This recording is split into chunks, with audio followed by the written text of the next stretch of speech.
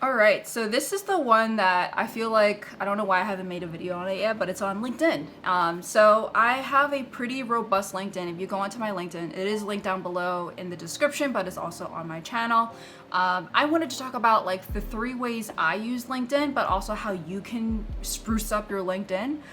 Because I've actually gotten some job offers through that. So I know it is worth it if you have the time and the effort. Definitely use it. I would not use it as an online resume, but I will give you some caveats on that. But I will say that for the 3 ways that I use LinkedIn particularly is for networking, for online resume, there's some caveats in that, I'm putting air quotes here, and then research.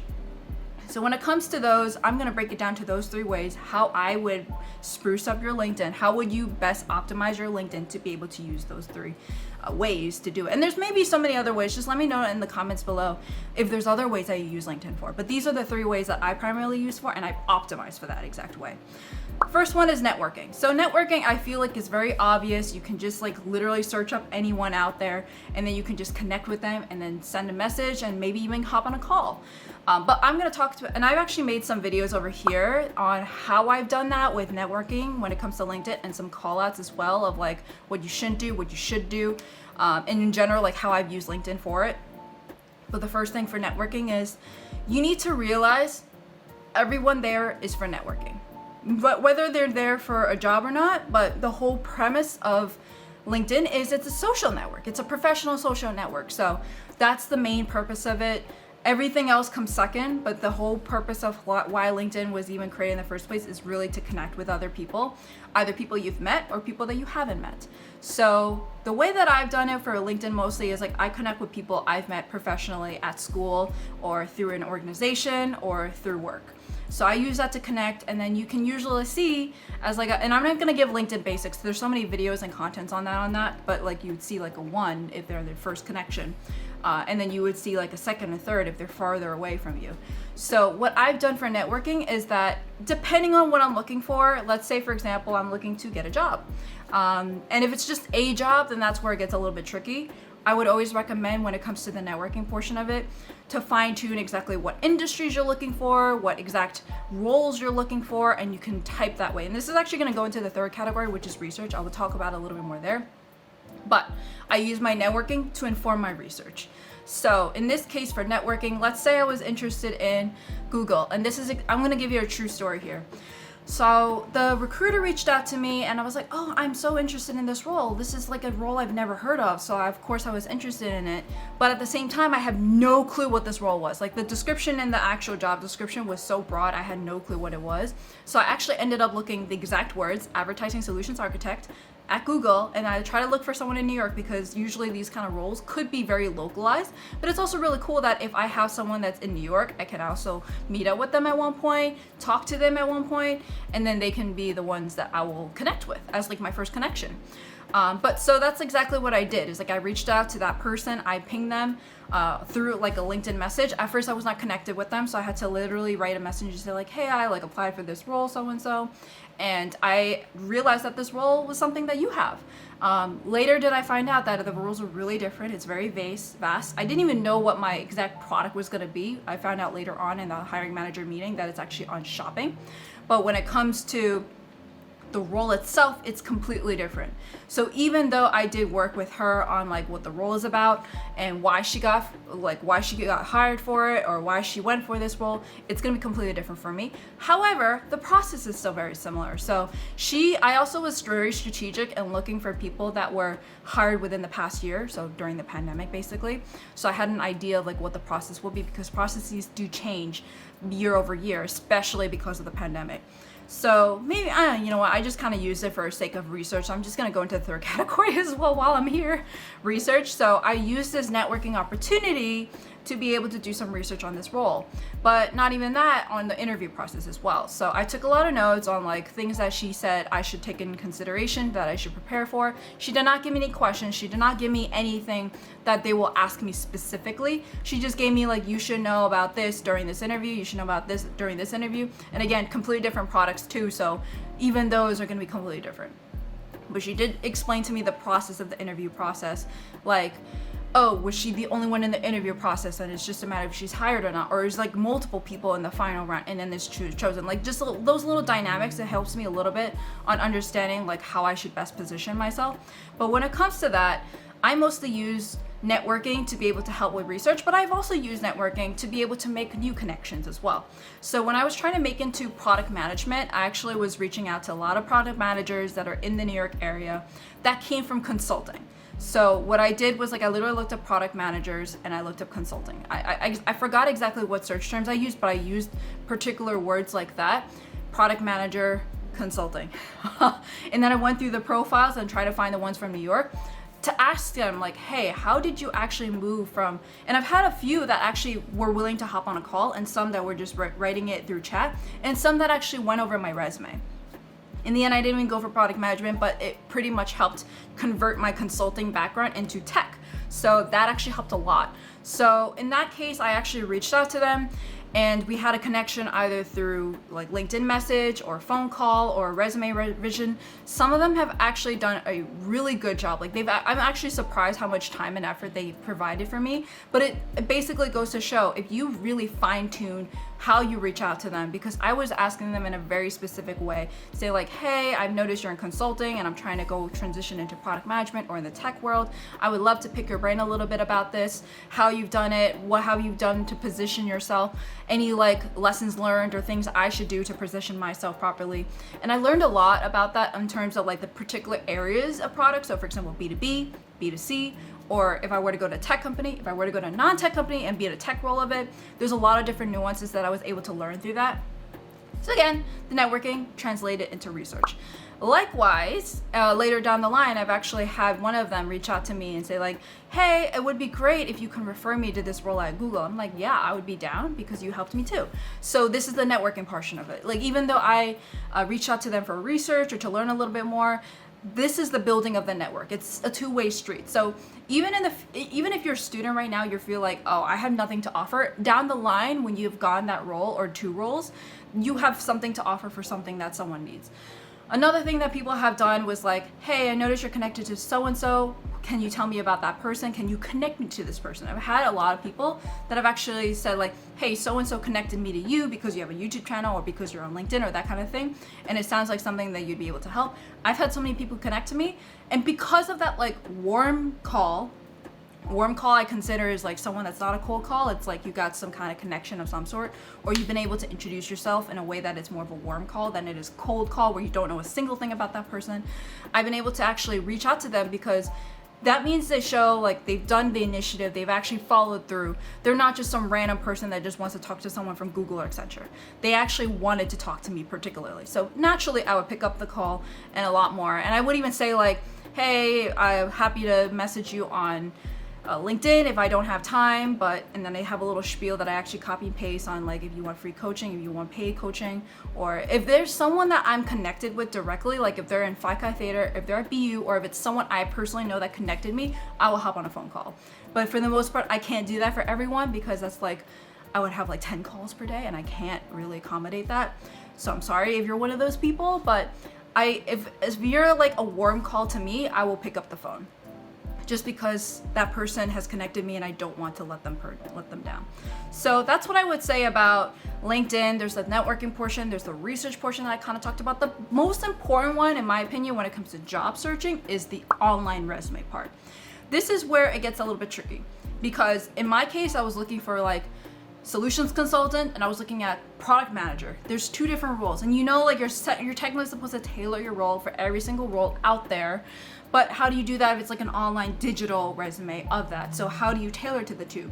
So the way I did it was I tailored for the one that I really wanted, which is product manager. And in the end, it actually got me a lot more roles in solutions consultant. The way I was able to do it was at first I got so many Workday roles. Like literally every single day I had like at least 5 to asking me to basically recruit me for Workday financials. And of course, that was the reason why I was leaving Accenture. Like I didn't want Workday financials. So how do I make sure my brand looks different. So in the end, I did very similar to what I did on my resume, is that I changed everything to be more general terms, more technical terms, less so Workday terminology, more so I even like at one point left off Workday from the description. I just put it on the title and just actually wrote business and integrations. I think that's what I called business and integrations analyst or senior analyst. And I removed the Workday Financials Consultant because that's probably the one that they're looking for. So I actually rebranded my entire resume / LinkedIn, and it helped because the way I've seen is that before I'm still being targeted for Workday because I have all the certifications on the bottom, but I actually rephrased everything to be less so Workday terminology, but more so general tech, so anyone in the tech world can understand. Anyone will think it's transferable. It is transferable. It's just a lot of times when you use Workday jargon, they're gonna think, oh, that's very specific to Workday, but no, it is not specific to Workday. It's specific to tech. So I rephrased a lot of words. I also had make sure that in my description as well, I made sure to remove a lot of the Workday terminology that I had in the past. And I also tried to say like, hey, this is what I'm looking for. And I utilized that exact area to say like, this is what I'm interested in. It doesn't say anything about Workday anymore. It may have seen the role that I had when I was at Accenture, but I tried to focus a little bit less on that because you have to think about search engine optimization. A lot of these recruiters are actually using search terms to type you up to find you. So you want to optimize what you want to be into. So this actually probably was real helpful for me because on YouTube, I do a lot of search engine optimization. The only difference is like now I'm doing it on my LinkedIn profile. So you want to optimize with the words that these particular roles are looking for. So product managers might be looking for like product. They might be looking for life cycle. They might be looking for Scrum. They might be working with engineers. Workday is going to be looking like Workdays, financial, certification, all that kind of stuff. So like I just removed all those words and I put in new words that I'm not lying. They're really just like translations of what I've done into a more generalized words. Instead of like Workday methodology, I did more of like a Scrum or Agile kind of method because there was Agile in Scrum. It was just not exactly Workday methodology. So that's what I did. You would want to make sure, and this is like assuming you have a lot of experience, you would have to do that for every single role.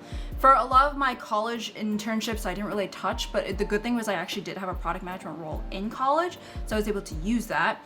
But I did have to fine tune a little bit on my like Accenture role. Before it was very focused on Workday. Now I just kind of changed it up. I did the same thing for my resume, but my resume, I did fine tune a little bit more specifically to the role that I see when I'm applying. But LinkedIn, I just kept it to be the general template to the most preferable role that I want. I want to reach out to that particular audience because that's how recruiters reach out to you. They have a recruiter module where they're looking for all these search engine. They're also looking for years of experience. So if let's say you had 4 years of experience in product, but you don't really display that through the keywords, it won't really show that way then. You have to really make sure that like your previous role has those words and then it will look like you have 4 years of experience in product because you do, you just don't have it positioned that way. A lot of times when it comes to LinkedIn, when it comes to resumes, it's all about how you position yourself, how you sell yourself. So a lot of times you have to be really careful about the keywords you use. You can use, I've done this in the tailoring resume video, which is over here. You put in the job description and then you throw it into this little word cloud thing and you see the words that pop up the most. You want to put those words in the most to be able to cater it. So I would do that to the resume. If you really want that particular role, and you've noticed when you do this to multiple roles in over different industries and different companies, that it's the same kind of words popping up, maybe you should either, number one, look to see if you can put that on your resume by doing your upskilling or your education or workshops or seminars out there. And number two, maybe if you've already done it, then try to squeeze those words in there because that's actually, you're gonna help with your LinkedIn to be able to be optimized. And the other thing is that when you put your resume in, the AI will actually say like, oh, this person has the experience or the hits or the skill set that we're looking for. And not even just the words, but even the way that you say things and the way that you position things. The AI nowadays is actually smart enough to understand like, oh, you're a team player based off how you say things. Not even like, you don't even have to use the word team, but it has a way of thinking of extrapolating what kind of person you are based off of your resume, even if you don't explicitly mention it. So that's really good to know. I'm not exactly a pro when it comes to the AI of things, just because the moment I put my GPA on there, people are like, bye. So now that I'm actually like a experienced hire, I don't need to put my GPA on. So that's why I'm like, now I'm doing really well because I don't have to put my GPA on now that I'm like actually graduated. So that's what I would say about LinkedIn is that these are the things you'd want to keep an eye out. I would make sure that you, number one, have a good photo. Number 2, have a good headline. Number 3, you want to make sure good description. The description does not have to be long. Mine is really long because I try to chock full of keywords in there. I would prefer that to make it longer than short. Put the most important text, like if you were to make it short, as like the first paragraph, and then everything else is really just there for keywords at this point. And then you can use the descriptions of like all these roles. You would want to make sure that you put in everything. Some people I know back then when I was in college, they put like their extracurriculars as their work experience. I have since then removed that and I put that under volunteer. Because now once you're like a few years down the line, you don't really need that. You're not really considering that as work experience. It's not the same. You'd want to focus on your job in general and really try to hammer that in. Right now, if you look at my LinkedIn, I don't really have anything for Google just because my role is ever changing. I actually was doing shopping and now I'm doing shopping in hotels. So as that changes, I may even have more things I have to do. So I'm updating it as I go, but I'm not looking specifically, but for Google particularly, I'm going to eventually put my little bullet points on there. So I have something for that, but I'm not really actively looking, so I'm not really rushing that at this time. So I would always, every time you're changing up with what you're doing at your day-to-day job, you may want to tweak a little bit here and there. When you're looking into like a particular role and you are interested in that new role, you may also want to tweak your LinkedIn as you go on that as well. Even if you're not actively applying, you can attract the right people through search and engine optimization if you put those keywords in there. If you even like, for example, on all days, like when you do a full-time job, rarely are you only doing just those 3 bullet points, 4 bullet points, 5 bullet points. Sometimes you just need to add that bullet point to say like, look, I've done this. So this is gonna be a very extreme way, but let's say I'm doing client-facing role and I wanna work at a restaurant. So I would probably prioritize my customer experience, not so much on the education side, not so much on the proposals I'm giving. I would want to focus on my customer experience and my customer interactions on the job. So I would probably add another line, even though I'm not going to be working at a restaurant anytime soon or anytime at all. That's what I would do. So think about those kind of things, is like if you're kind of planting that seed of like, I want this kind of role, look into that a little bit. Maybe you want to tweak it on your LinkedIn. You never know what comes your way. I've had a lot of job offers or specifically requests for job interviews in my inbox for roles after I've shifted from my workday to my solutions consultant / solutions architect / product manager kind of version. I've had a lot of people reach out to me, and because of that, I've actually gotten a lot of opportunities. I was able to leverage for that to be able to negotiate, and then now I have Google. And honestly, I really do think that I have my role at Google because of LinkedIn, because when I asked a recruiter, like, how did I get my job? They said it was because of I was on some list. And the only way I was able to be on some list is if I knew someone, which I didn't know anyone, and if it was my LinkedIn or my online presence. I don't know. But either way, online presence is better than nothing. You'll be on some kind of list versus not having a chance at all. So I would highly recommend you to really look over your LinkedIn. It's very important. Even if you're not actively looking for a role, you should be trying to fine tune it here and there, because you never know what roles will pop up. But not to mention, it's also really good to use to be able to see for research, which is really what I like to use LinkedIn for. Once you're in the process of interviewing, I actually search that person up. I see what activity they have, what's their background. It's really nice to have that kind of online research so you can be prepared for the interview. And that way you can see like, oh, this person comes from a technical background. Maybe they'll come asking technical questions, or maybe they'll be more focused on the technical experience that I have. Or maybe there's something you could talk about, like maybe we came from the same alma mater, you could talk about that. Or maybe, for example, you guys came from New York at the same time. There's a lot of things you can use, and this is just like a lot of research. I have never paid for premium, but if you're really serious about looking for a job and you're really in a time crunch, I would use premium. I just personally have not need to. But if you optimize everything, LinkedIn can work for you, not your working LinkedIn. Does that make sense? So let me know down below if you have any questions about any of this, either using LinkedIn for networking or as an online resume or for research.